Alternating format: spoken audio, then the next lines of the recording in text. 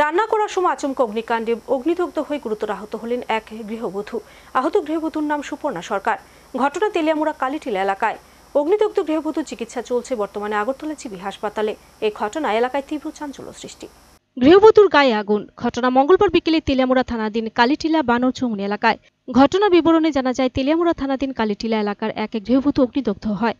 আগুনে গুরুতর আহত গৃহবধূ হলেন কালীটিলা এলাকার বাসিন্দা প্রভাত সরকারের স্ত্রী সুপর্ণা সরকার।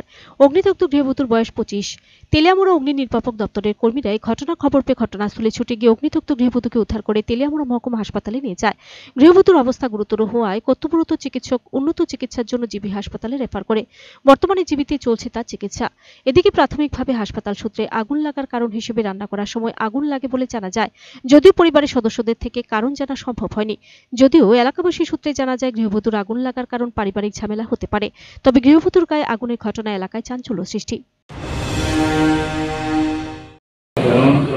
6:40 নাগাদ সুপর্ণা সরকার নামে wife of Prabal Sarkar Kalitila area Teliamura fire service মহিলা বান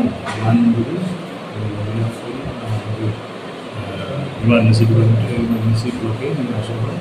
তো ফায়ার সার্ভিসটা নিয়ে আসে কোম্পানির বাই হাজবেন্ড কিছু আশেপাশে তো ওদের সঙ্গে কথা বলে ওদের মহিলা হঠাৎ করে রান্নাঘর থেকে